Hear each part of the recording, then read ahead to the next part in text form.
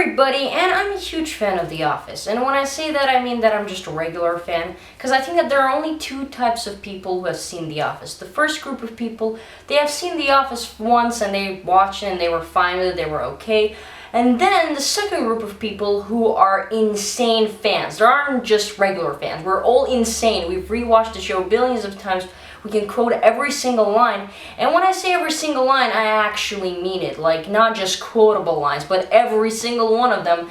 And I'm one of those fans. Even though the show ended 6 years ago, The Office is still one of the most watched series of every single year. And I think that one of the biggest reasons of this is because this show has an immense amount of rewatch value. In fact, it has the biggest rewatch value out of all the shows that I've seen my entire life. So I decided to sit down and pick exactly 10 episodes that I consider the most rewatchable in The Office. Keep in mind that this is a list. It is not a top 10. I picked 10 episodes for this video, yes, but it's just a list. So all of these episodes are equal. It is not a top 10. It is just a plain, simple list.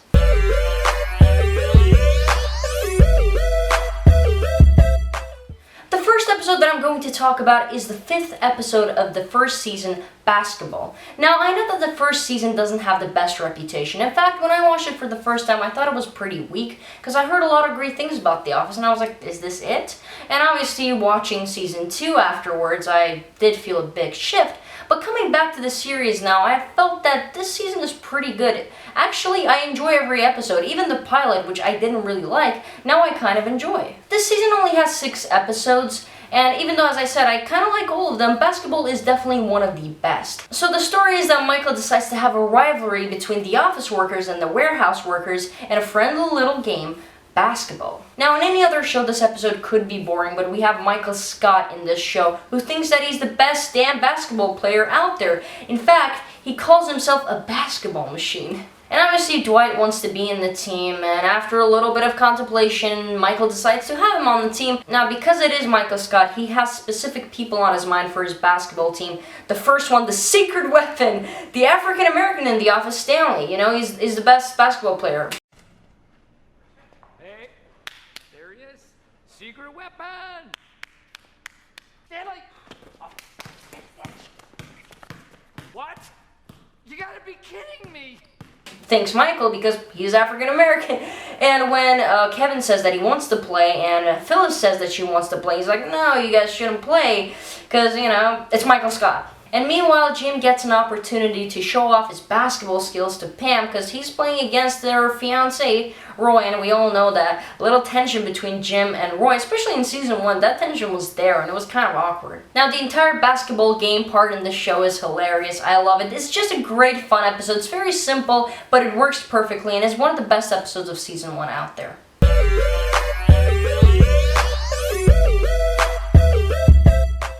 The second one on our list is Michael's birthday from season 2. Now, I think that this is a very underappreciated episode. Now, I know that every single episode from The Office is known and everybody loves it, but however, people don't talk about this episode that much. I personally always adored this episode because it's Michael's birthday and obviously he wants all the attention on him, but a terrible thing happens because Kevin is waiting for his doctor to call him and tell him if he has skin cancer or no, and this is bad news for Kevin and Michael because, well, not all the attention is going to Michael, which is, you know, sad for him.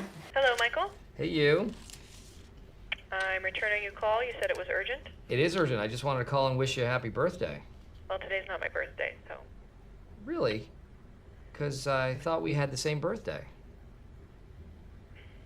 Happy birthday, Michael. Thanks. And Michael, being a little kid, he doesn't really like this situation, but then he decides to be a good person and take Kevin to skiing for him, not for his birthday. It is for his birthday. But it's Michael Scott. It is okay. The thing with Michael is that he doesn't really always know how to act. He's kind of childish. He doesn't know what to say exactly and what to do. But at the end of the day, you can clearly see that he does give all of his love and appreciation and support to all of his workers. And in this episode, it's the same. He really does care about Kevin, and you see that. At first, he doesn't really know how to do it, but then he learns. One of the running jokes in this episode is Michael constantly telling his worst birthday stories, one from his childhood, one from his teenage life. It's very sad, but it's Michael, it's funny. And then there's this very sweet side plot line here where Jim and Pam go to a supermarket to buy some sweet and fun stuff for Kevin for him to feel better, and it's just a little fun side plot line, but it's very heartwarming. You can clearly see how much fun Jim and Pam have just doing like simple things. So yeah, this episode definitely needs more credit than it gets.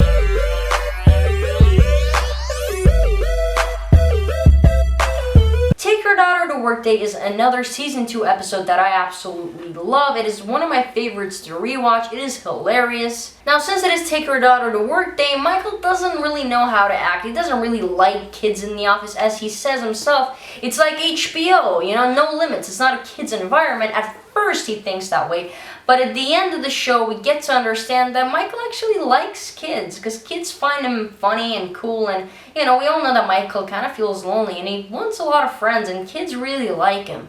And then at the end, it really concludes on a very sad note, where we find out that Michael's wish from childhood was to have 100 kids, and to get married, and when you find out that he hasn't really accomplished that, it is such a heartbreaking moment. But it ends on a very cool joke, though very funny, where Michael signs up on a dating website and he chooses his nickname as Little Kid Lover. I, Michael Scott, am signing up with an online dating service. I need a username, and I have a great one. Little Kid Lover. That way people will know exactly where my priorities are at. Which is just, it's Michael. It's just, he has a pure heart. He doesn't even understand why it sounds wrong. This episode has one of the most iconic moments in the entirety of the runtime of The Office. Stanley yelling at Ryan. That little girl is a child. I don't want to see you sniffing around her anymore this afternoon. Do you understand? Yes, sir. Boy, have you lost your mind, because No. I'll help you find it. What you're looking for, ain't nobody going to help you out there. Jesus can come through that door and he's not going to help you if you don't stop sniffing after my child. Okay.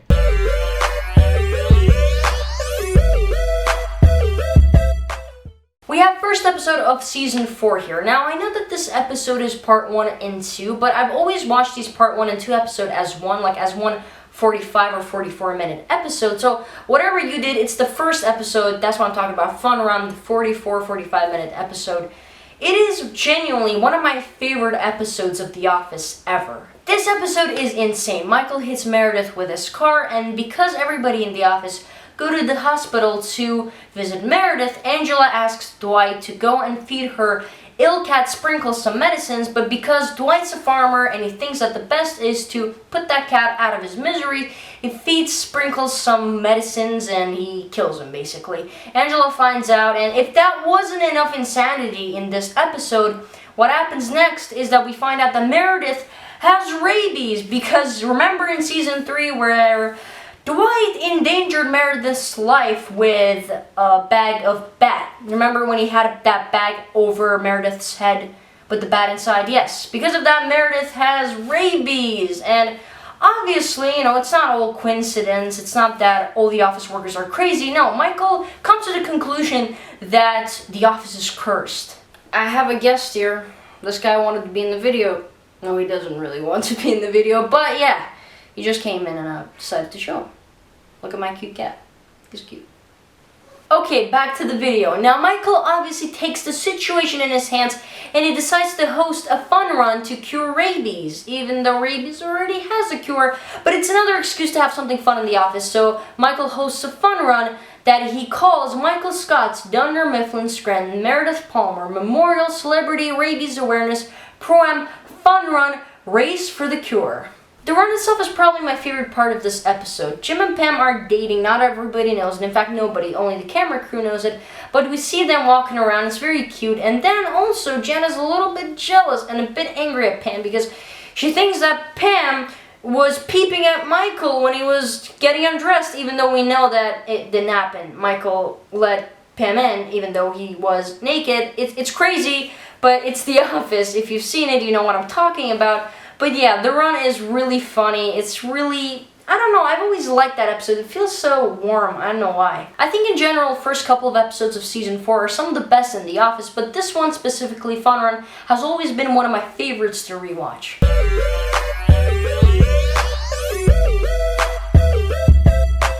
A Valentine's Day is another kind of a little bit of an underappreciated episode of The Office, but I have always had a soft spot for it. Now it's Valentine's Day in The Office and Michael has to go to New York to meet the new CFO, and there is Jen. And let me tell you, I have always loved Jen in this series. Now, I know that she's a bad character. She didn't really appreciate Michael. She had a kind of a toxic relationship with him. However, it's a comedy show, and as a comedy episodes, the episodes with her are perfect. The relationship between her and Michael, especially before they got together, it was just insanely hilarious. But before Michael gets to say hi to Jen and meet the new CFO, he gives us a tour of New York City. Meanwhile, in the office, Pam is eagerly waiting for a gift from Roy to arrive, but she doesn't realize that Roy didn't really get her anything, but Phyllis gets a lot of gifts from Vance Refrigeration. The situation is a little awkward. However, my favorite part of this episode is the meeting between the CFO, Jen, and the other Dunder Mifflin managers with Michael. And because it is Michael Scott, he has a short film prepared for his presentation.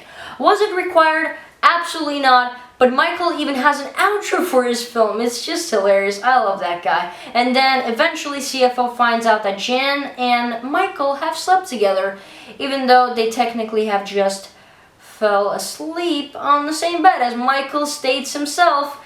But, Michael has told the entire world that they've slept together, and he's a 12-year-old boy, basically, in a 40-year-old, I don't know how old Michael is, in a 40-year-old's body, we'll just say that. The episode ends on a very cute note, though, because Michael manages to get out of that situation and apologize to the CFO, and then Jen rewards Michael with a kiss, and it's a cute episode. I always loved it. It's not only cute, it's hilarious.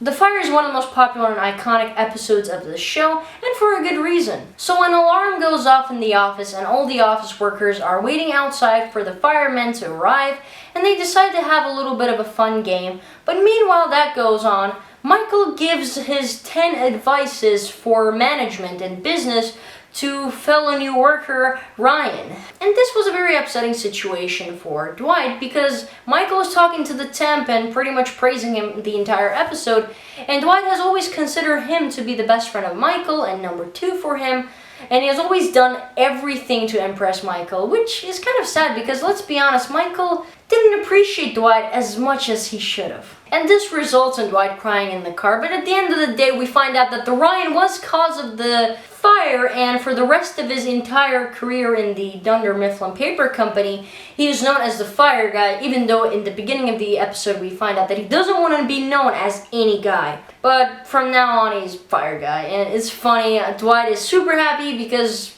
Temp is not the smartest guy out there. But while that was going, the office workers were having a little bit of a fun game of Desert Island movies, Desert Island books, and Who'd You Do? And we get this iconic line. What game are we playing here? Okay, it's called Who'd You Do? Oh, I play this at home all the time while I'm falling asleep. I love Michael.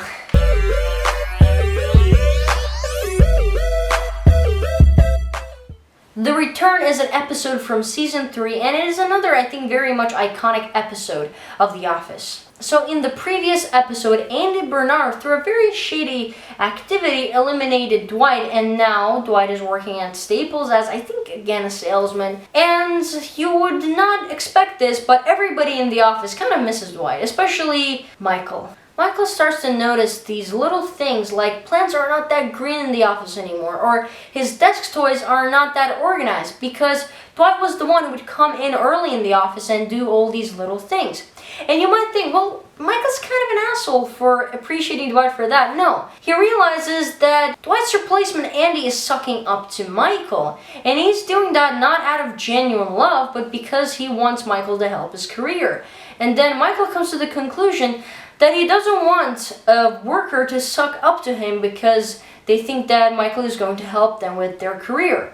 He wants them sucking up to him because they genuinely love him. That is exactly what Michael Scott says in that episode. Because Andy is being a super annoying dude in this episode, Jim decides to pull a prank, but his girlfriend Karen, she doesn't really want to do that because she's busy. So he goes back to his roots and he does a prank with Pam. They hide his phone, and it ends on an extremely iconic moment. This.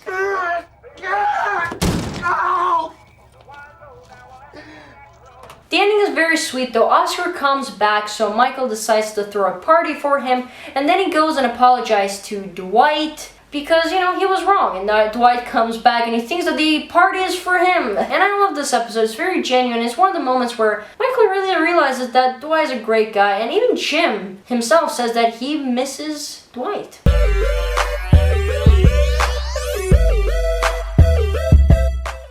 Diversity Day is definitely one of the most popular and beloved and considered by many to be the best episode of The Office. Previously, I already mentioned that I really like Season 1, and Diversity Day is definitely one of the highlights.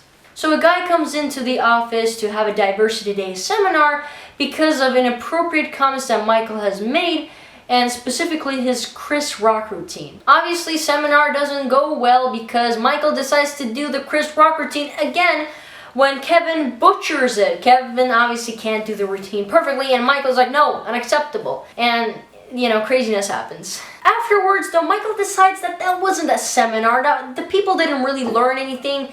Connections didn't happen. What the hell was that? So he decides to take to his hands the situation once again and have a conference room seminar, because that's what he does. Michael's favorite thing in the world, to go into a conference room and do a presentation or something. This results in one of the most iconic moments in the series, where Michael decides to have a fun game where everybody would have a different race written on their forehead, and the other person would try to kind of explain to them what race they are through a very stereotypical things. And that moment happens. If I have to do this, based on stereotypes that are totally untrue, that I do not agree with, you would maybe not be a very good driver. Oh man, am I a woman? Not cool, Dwight, not cool. Because of all these seminars, Jim cannot close a sale and he loses his big client to Dwight. He's not really upset about it though, and that's a kind of a side plot here. But the main plot is obviously Michael's Diversity Day seminar, where he obviously does not miss a chance to have a little bit of a short film. Yes, Michael makes a short film where he compares himself to Abraham Lincoln, because that's Michael Scott. Even though Jim loses his sale, it ends on a very good note for him, because Pam falls asleep on his shoulder, and it's a very sweet, cute moment to end the great episode.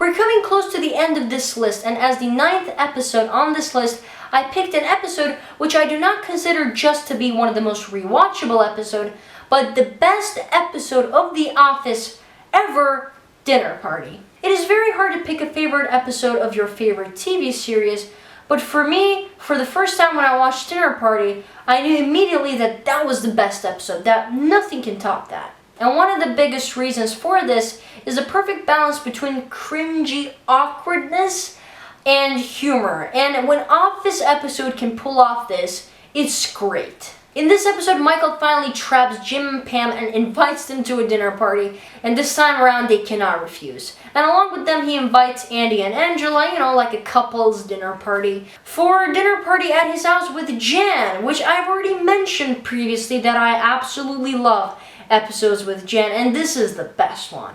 I mean, where to begin? This episode is entirely genius. Jen and Michael give a little house tour to Jim and Pam, and they show them their bedroom and Jan's creative office, whatever that's called. She's working on her own company, Serenity by Jan, where she's working on candles, which by the face of Jim we realize they smell horrible. And then Andy and Angela arrive and they have a little bit of a fun game, which is super awkward. It is just hilarious. Jen tells a very cute or awkward story of Michael crushing the door because he thought that he heard the ice cream truck. And you know, you might think it's ridiculous, but it's The Office, it's funny. And you can clearly see how the guests are uncomfortable. And one of the things that this episode really does perfectly, it really shows how guests feel uncomfortable sometimes when the couple that invited them are a little bit awkward, or they're telling a story that they don't really get, and it's awkward. And as I said, this episode is super awkward and it has a lot of cringy moments. But the humor, man, the humor.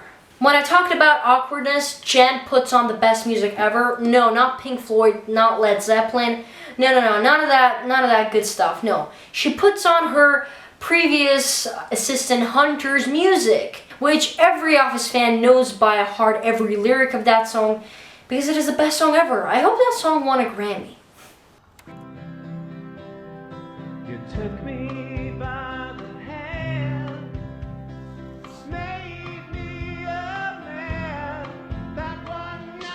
And even though it is a dinner party, the dinner takes 3 hours to be prepared. And then we see that Jen is kind of jealous of Pam. You know how Michael's kind of treating her nicely? Because supposedly Michael has told Jen that they have dated before. And Jen says to Pam that she has noticed how she looks at Michael. It's ridiculous. And then if that wasn't enough, Angela says that, yeah, I've noticed how she looks at him as well. It's just amazing. And then Pam's like, you know what, guys, I don't care what you talk about me. Just, can we get to the dinner? Because I'm hungry. The insanity level goes up to 1,000 when Dwight shows up with his girlfriend, who was his babysitter when he was a kid. It's just a woman he brought here because Michael said that he cannot come to the dinner party because it's only for couples. And Dwight even brought his glasses. It's just the guy wants to be in the dinner party, but Jan is having none of that. And then this beautiful situation occurs. Dwight and his supposed date are waiting in front of the door, and Jan and Michael decides to have a kind of an argument.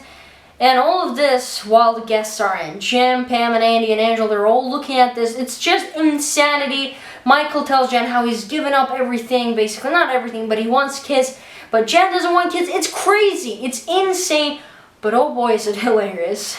Eventually we get into the dinner part of the dinner party. And if you thought that the insanity was already going out of the roof, you haven't seen anything. The tensions are high. Jan and Michael are kind of back and forth. They're yelling at each other. Jan puts on Hunter's music. Michael yells at her, and in my opinion, he delivers the best "that's what she said" line in the history of The Office. Oh, good. I'll be your first customer. You're hardly my first. That's what she said. And then Jan is just fuming with anger, and she takes a Dundee and breaks Michael's very expensive, gigantic plasma TV. The saddest moment in the entire history of television. But thank God this results on the dinner party being over, and Jim and Pam and Andy and Angela, all of them, they can go back home. But boy, was it such a great episode. However, the one sad thing that happens is that Jen and Michael kind of break off after that. They don't really see each other anymore. And that has always been kind of a heartbreaking thing. As I've already said, their relationship was toxic, but they delivered some amazing episodes.